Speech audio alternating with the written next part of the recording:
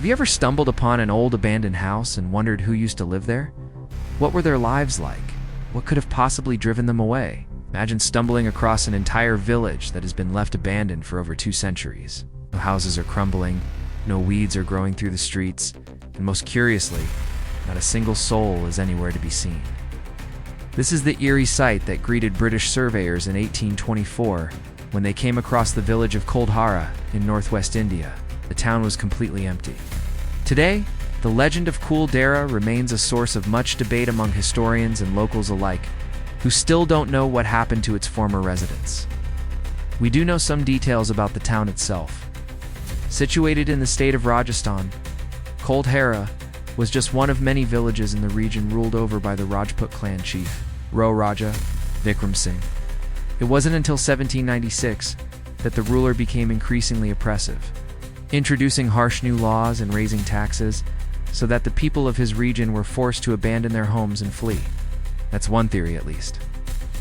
But when the British arrived 28 years later, they found no sign of recent inhabitants, and the town had seemingly been abandoned for quite some time. Archaeologists have since determined that Kuldhara was first inhabited around 500 years ago and was originally named Kuldhara, meaning dark fortress. At its peak, it would have been home to several hundred families and boasted a large palace, several temples, and even elaborate sewage and water systems. So why did everyone leave? Is it really just tax season gone wrong? Or is there something more sinister at play? Let's delve into the myth and separate fact from fiction. In the early 19th century, British agents began surveying the area with the goal of annexing and ruling over this part of India.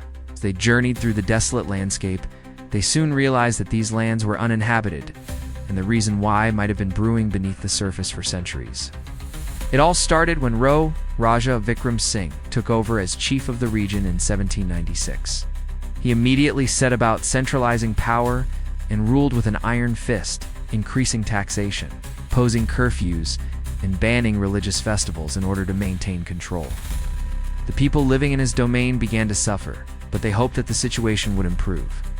However, the ruler continued to make their lives more difficult, and eventually they had no choice but to flee. In 1824, when the British arrived, they found the village of Kuldhara to be nothing more than a ghost town. Every house was empty, and the streets were deserted. There was no sign of a struggle or any indication of where the townspeople might have gone. Had they all run away in the middle of the night? Where would they have gone? Why did they leave behind their possessions and livestock? Where did they all vanish to? These questions have remained unanswered for over 2 centuries. But local legends say that the people of Kuldhara may have disappeared for a much more sinister reason. Some believe that the curse of the Katla Devi, a local witch, may have caused the entire village to vanish overnight. According to legend, Katla Devi was an outcast of the community who was shunned and ridiculed by her neighbors. When she died, she supposedly cursed the town that it would one day be uninhabited. Now, while this story may sound far-fetched, it's possible that it could be rooted in reality. After all, there are reports that the people of the nearby village of Shlakia had suffered from a mysterious illness shortly before the British arrived in 1824.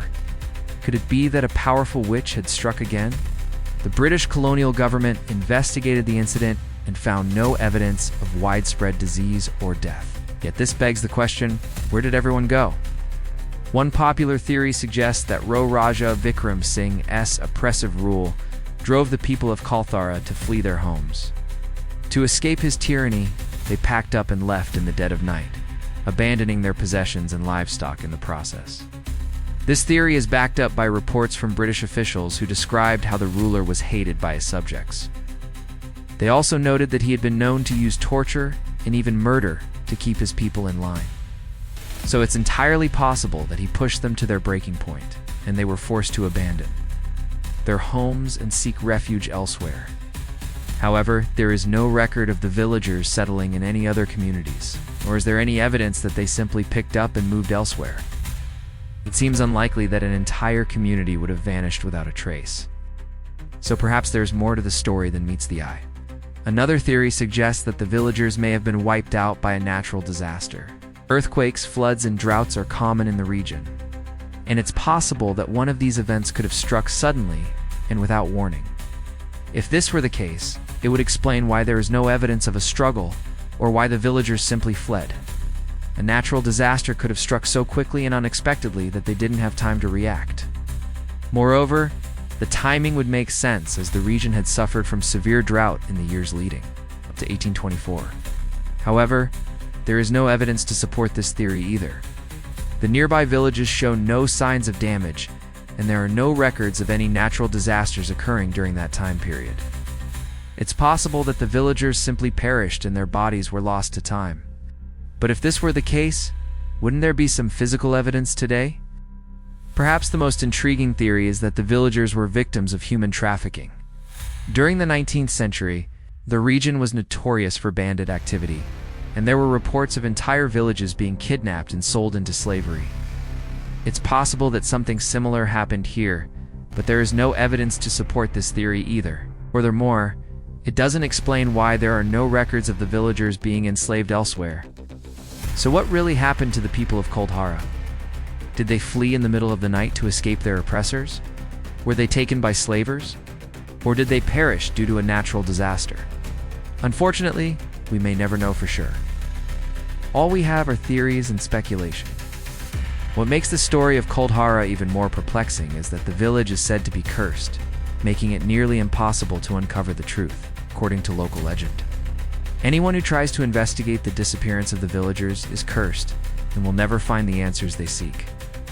In fact, it's said that anyone who dares to enter the village after sunset will never be seen again.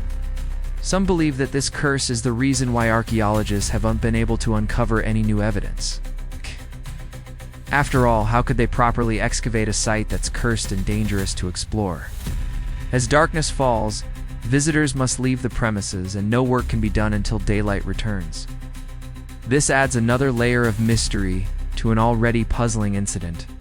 The curse of Kuldhara has kept many away from the ruins and made it difficult for researchers to get the answers they need. It's possible that this curse is nothing more than superstition.